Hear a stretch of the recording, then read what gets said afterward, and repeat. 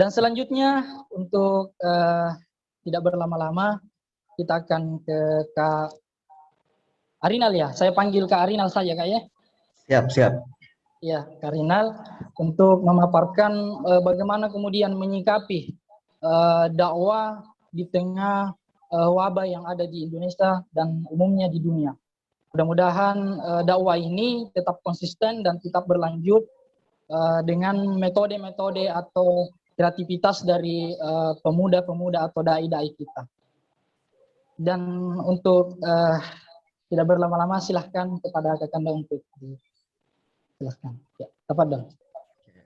Bismillahirrahmanirrahim. Assalamualaikum warahmatullahi wabarakatuh. Waalaikumsalam warahmatullahi wabarakatuh. Innal hamdalillah wa inna syukra lillah wa inna sanaa kullahu lillah. Pertama-tama saya ingin ucapkan terima kasih banyak kepada Pak Jokka Event ya yang selenggarakan ini kegiatan. Ini saya kira dakwah yang paling mujarab untuk saat ini yang bisa kita lakukan, dan karenanya kita mendapat contoh ya yang sangat bagus dan tentu perlu ditingkatkan. Dan saya lihat teman-teman ada sekitar 24 orang yang bergabung. Teman-teman, saya mengajak kita semua untuk bersama-sama memuji Allah Subhanahu wa taala, karena alhamdulillah di malam ini kita bisa meluangkan waktu. Dan saya kira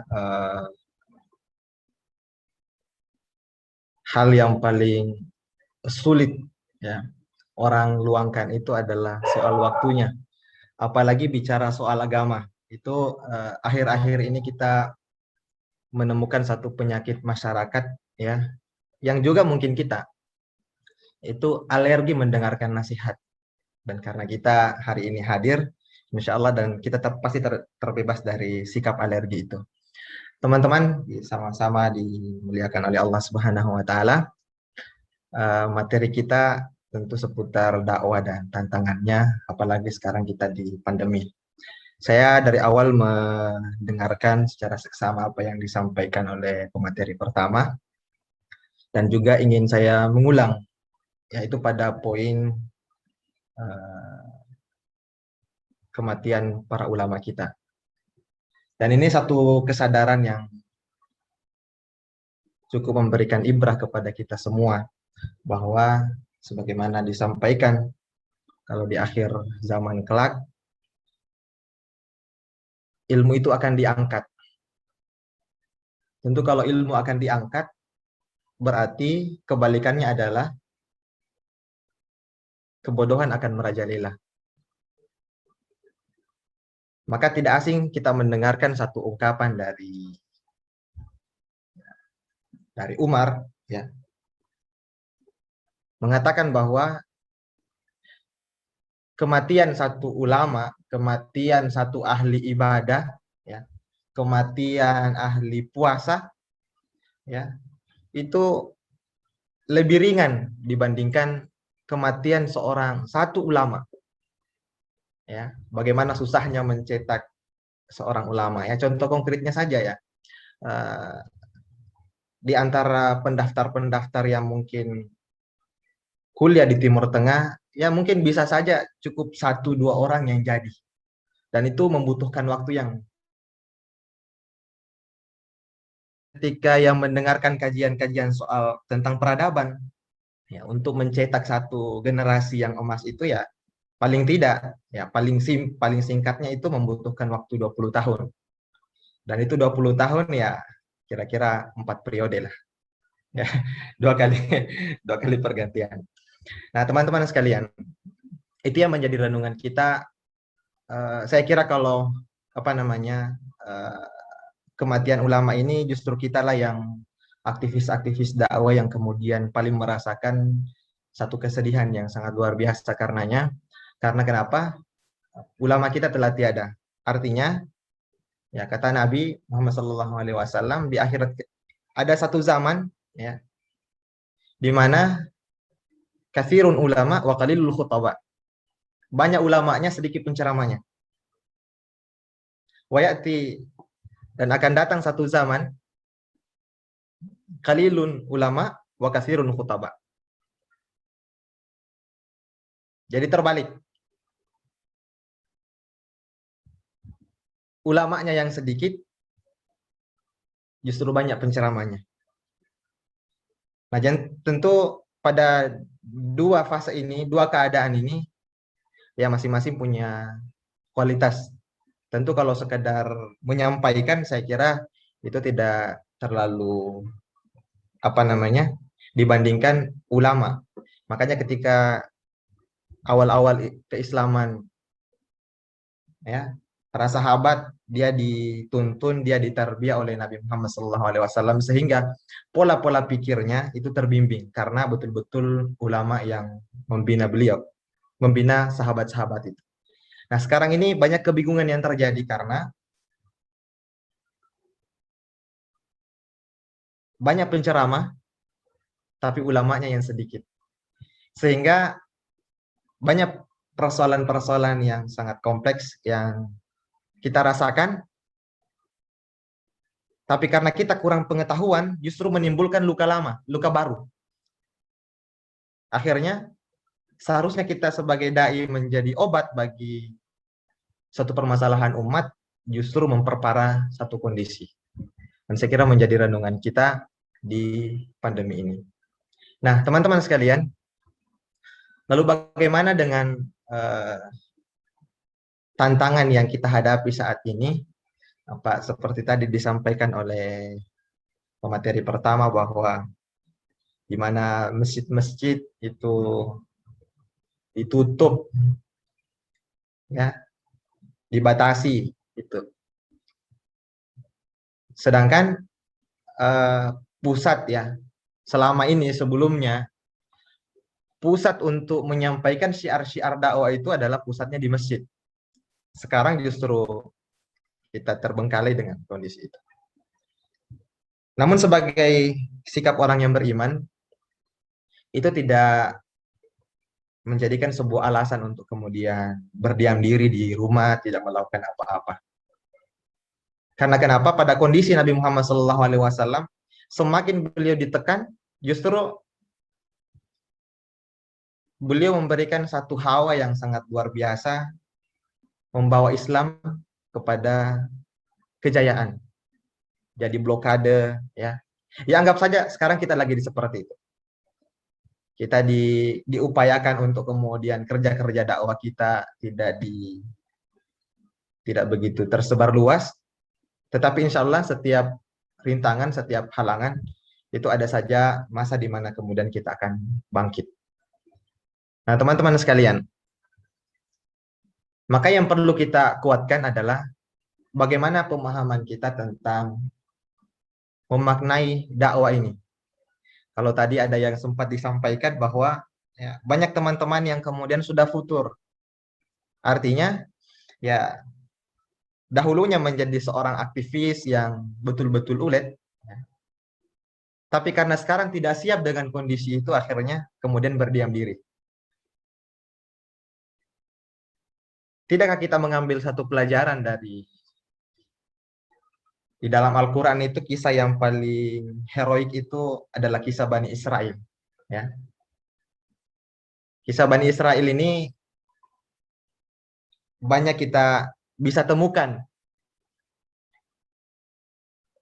di dalam Al-Quran dan juga menjadi banyak pelajaran yang bisa kita ambil, ya. Contohnya saja di dalam Al-Quran di surah, teman-teman nanti bisa buka, yaitu di surah Al-Maidah ayat 78-79. Ya. Bahwa Allah Subhanahu wa taala berfirman, "Lu'inal ladzina kafaru min bani Israil ala lisani Daud wa Isa bin Maryam. Dzalika bima asaw wa kanu ya'tadun. Kanu la yatanahawna an munkarin fa'aluh, la bi'sa ma kanu yaf'alun." Artinya, telah dilaknati orang-orang kafir dari Bani Israel dengan lisan Daud dan Isa putra Maryam. Yang demikian itu disebabkan mereka durhaka dan selalu melampaui batas. Ya. Lalu kata Allah Subhanahu wa taala, mereka satu sama lain tidak saling melarang terhadap kemungkaran yang mereka perbuat, sesungguhnya amat buruklah apa yang mereka perbuat itu.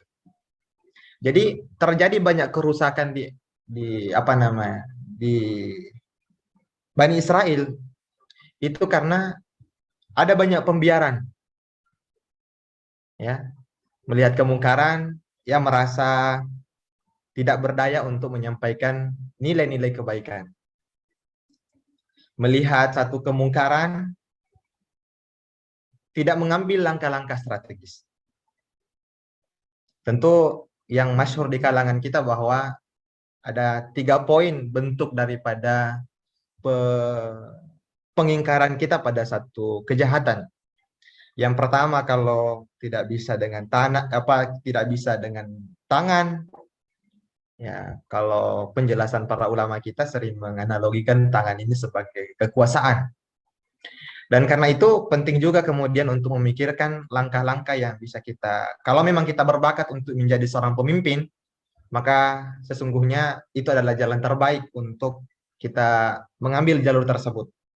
Ya, karena kita lihat manfaat daripada kepemimpinan yang Islami, ya, kepemimpinan yang dipondasi oleh nilai-nilai agama, nilai-nilai Islam, maka kita menemukan ada banyak kemakmuran di sana. Yang kedua, yaitu dengan mulut, ya, dengan lisan. Kalau tadi disampaikan, ya, teman-teman yang mungkin punya kemampuan untuk show, ya, menjadi talent, ya, tampillah untuk menyampaikan Islam ini. Teman-teman yang punya kemampuan public speaking yang bagus, ya, tampillah untuk menyampaikan Islam. Karena dalam penelitian teman-teman ternyata ia mempengaruhi alam itu, ya, baik kebaikan maupun keburukan itu masing-masing hanya 10%. Jadi kejahatan yang kita nikmati hari-hari ini itu dimainkan oleh 10%. Yang lainnya menjadi penikmat, ya. Begitupun dengan kebaikan. Ia memperkenalkan kebaikan ini dan itu nampak, ya, itu penelitiannya mengatakan kira-kira hanya 10%. Jadi itu yang mewarnai. Dan tentu warna yang paling terang dan bisa dirasakan adalah ketika kita kemudian mampu berbicara bahwa kebenaran itu adalah kebenaran. Dan yang ketiga adalah bil qalb, yaitu dengan hati. Ini dikategorikan sebagai pengingkaran yang sangat lemah.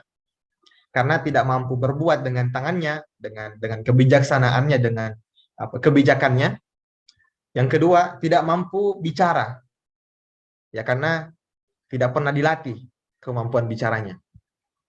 Nah, teman-teman sekalian, saya kira 3 komponen ini itu perlu juga untuk kita renungi. Bahwa setiap orang itu punya kemampuan masing-masing, ya. Setiap orang punya kemampuan masing-masing untuk menyampaikan dakwah. Justru sangat disayangkan ketika 3 komponen ini kemudian kita tidak mampu amalkan. Kita tidak mampu mengingkari satu kejahatan itu dengan tangan. Kita pula lemah dengan bicara. Apalagi sampai kemudian kita berdalil bahwa ya cukup saya diam, mengingkari di dalam hati. Nah, teman-teman sekalian, itulah pentingnya kemudian kita menampilkan nilai-nilai dakwah ini. Dan karena itu ayat yang cukup masyhur di kalangan kita, ya, hendaklah ada di antara kalian orang yang menyeru, ya, yad'una ilal khair wa ya'muruna bil ma'ruf wa yanhauna 'anil munkar. Teman-teman sekalian, ada lagi ayat yang cukup juga bisa menjadi renungan kepada kita semua, yaitu, ya, terutama di surah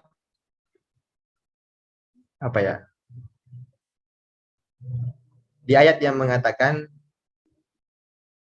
idz qalat ummatum minhum lima ta'izuna qaumallahi muhlikuhum aw mu'adzibuhum 'adaban syadida qalu ma'dziratan ila rabbikum wa la'allakum tattaqun.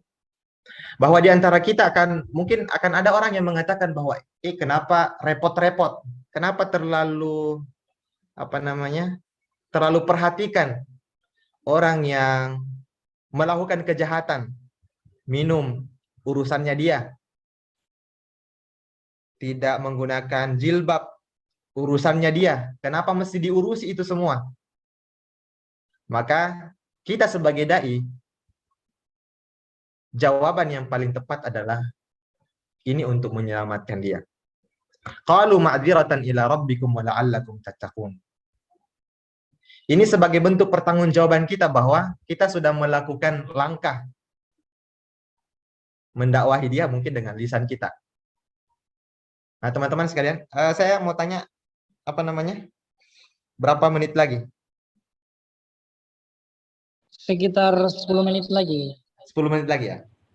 Oke, teman-teman, terima kasih ya. Jadi ternyata di dalam Al-Qur'an itu permasalahan-permasalahan yang kita hadapi saat ini itu ada jawaban-jawabannya. Dan untuk melihat itu, untuk mendapatkan jawaban-jawaban itu, tentu kita mesti mempelajari Al-Qur'an. Sama seperti ayat yang kita baca ini, bahwa langkah penyelamatan terbaik yang bisa kita lakukan adalah dengan berdakwah. Maka sungguh mulia kerja dakwah itu. Nah, teman-teman sekalian, di ayat lain yang juga bisa menjadi renungan kita adalah ayat yang mengatakan wattaqu fitnah la tusibanna alladziina zalamu minkum khassah wa'lamu annallaha syadidul iqab. Ya. Dan peliharalah dirimu dari siksaan yang tidak khusus menimpa orang-orang yang zalim saja di antara kamu. Anggap saja ini corona, ya. Harusnya kita umat Islam jangan terkena lah, karena kita ini taat kepada Allah Subhanahu wa taala. Tetapi mungkin karena ulah ya dari segelintir orang yang kemudian mencederai seluruhnya. Bukan hanya yang dicederai adalah para ulama, kita sebagai ahli ibadah mungkin, tetapi seluruhnya kena. Dan karena itu Allah mengatakan, wa'lamu annallaha syadidul iqab. Ketahuilah bahwa sesungguhnya siksaan Allah itu sangatlah keras, sangatlah pedih. Kenapa ini bisa muncul, teman-teman sekalian? Mungkin pertanyaan ini bisa kita renungkan secara bersama. Itu mungkin kurangnya kinerja-kinerja dakwah yang kita lakukan, sehingga begitu banyak terjadi kerusakan yang terjadi di permukaan bumi ini. Sehingga karena banyaknya, susah dibendung lagi presentasinya, ya lebih banyak kemungkaran dibanding kebaikan. Sehingga apa yang terjadi? Kejelekan lebih unggul, dan kejelekan yang karena terlalu banyak, Allah berikan cobaan kepada kita semua.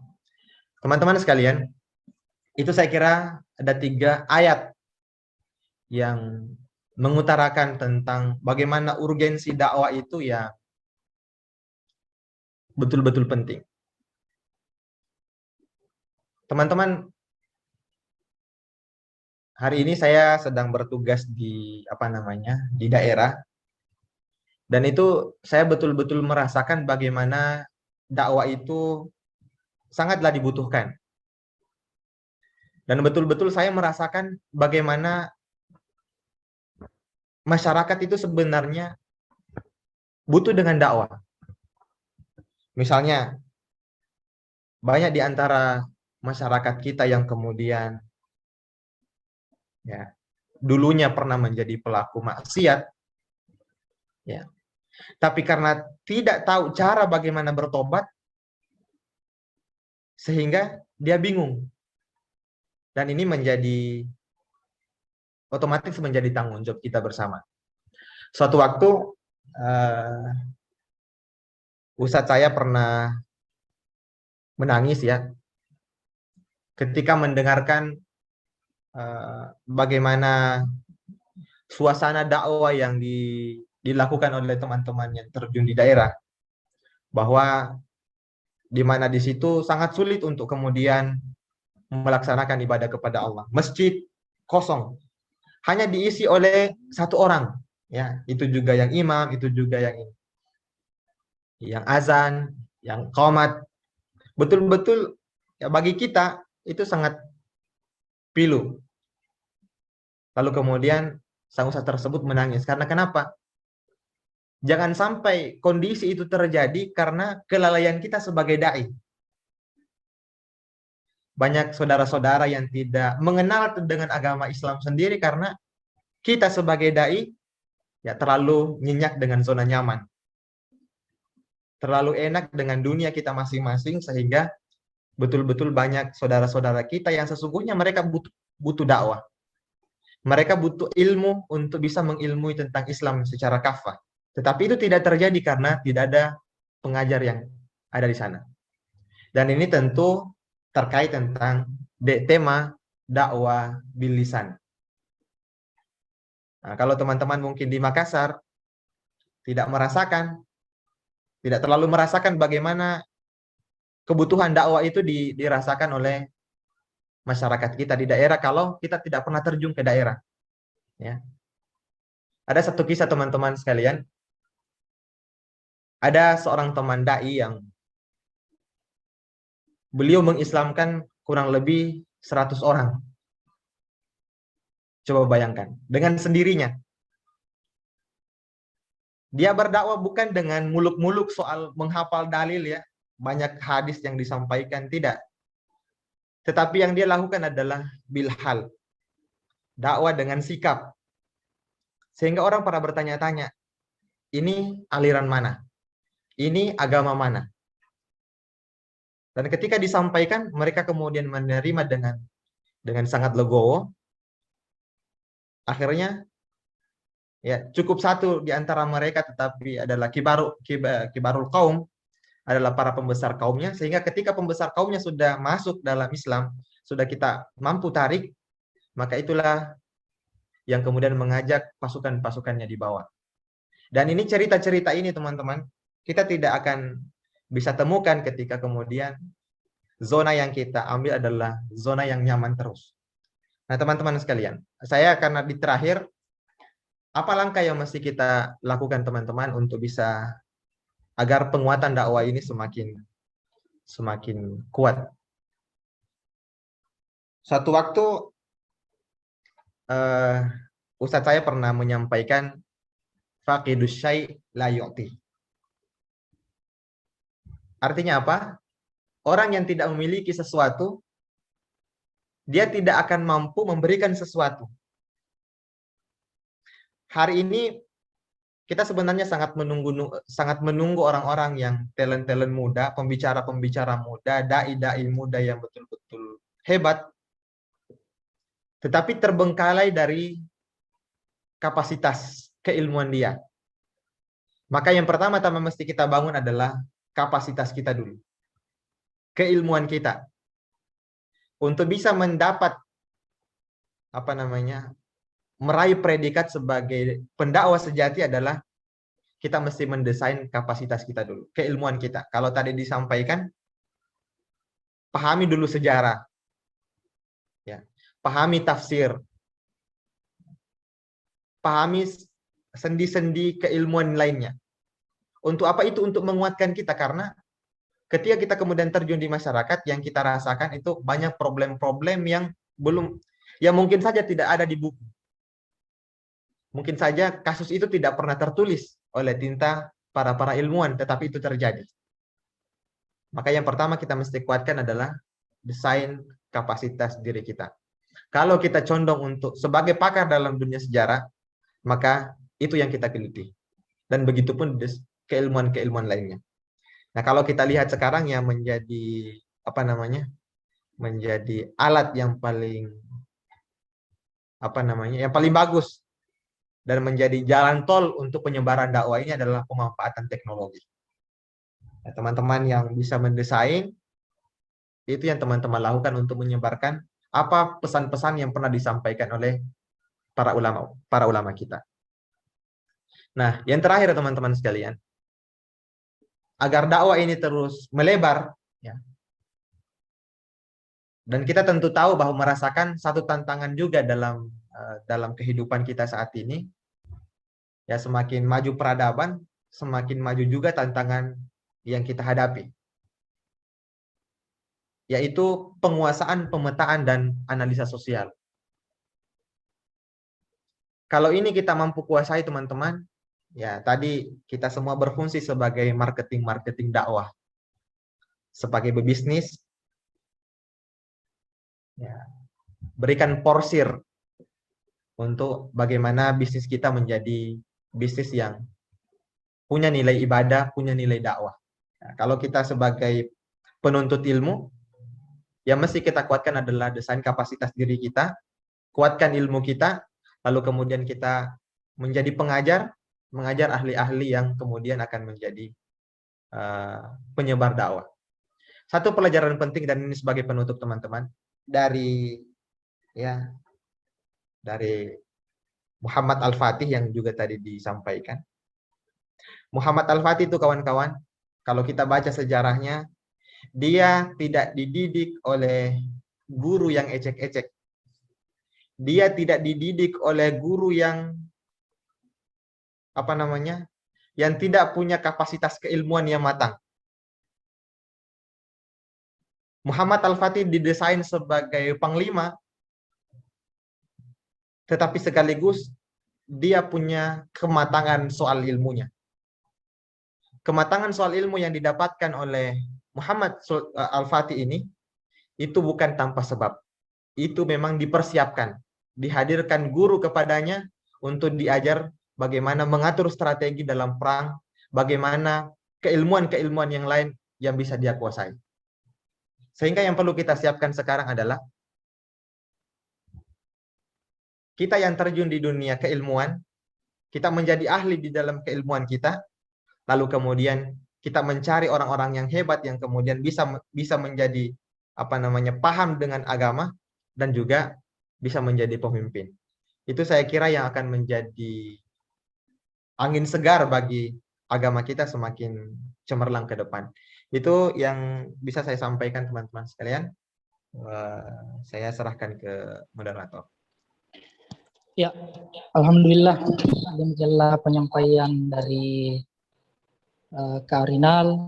Mudah-mudahan didengar dengan baik dan diperhatikan dengan seksama. Mudah-mudahan apa yang disampaikan beliau dapat bermanfaat dan menjadi ilmu teman-teman sekalian. Dan ada beberapa penyampaian beliau saya dapat tangkap adalah di sini adalah penguatan dakwah. Kita harus banyak belajar tentang sejarah Islam untuk menambah kapasitas kita dalam berdakwah, dan bahwa wabah ini tidak boleh istilahnya menghentikan dakwah-dakwah kita. Dakwah harus tetap berjalan bagaimanapun metode yang diterapkan di masyarakat, karena kita dengar tadi bahwa di daerah-daerah yang mungkin tidak tersentuh oleh teknologi dan sebagainya ini banyak membutuhkan dai-dai. Mudah-mudahan teman-teman dapat sadar dan menambah kapasitas ilmunya untuk bisa terjun langsung di masyarakat yang ada di bawah. Dan yang paling penting di sini adalah bagaimana kemudian kita belajar tentang sejarah Islam, karena banyak saya lihat sebenarnya banyak potensi pemuda kita, namun kecenderungan karena mungkin tidak ingin belajar tentang sejarah Islam yang akhirnya membawa kita menjadi hanya penyimak, bukan pendakwah. Nah, mudah-mudahan melalui dialog kita hari ini dapat dimengerti oleh teman-teman dan menambah lagi ilmunya dalam berdakwah. Selanjutnya mungkin terakhir Kak Arinal, closing statementnya apa dong? Suara kedengaran?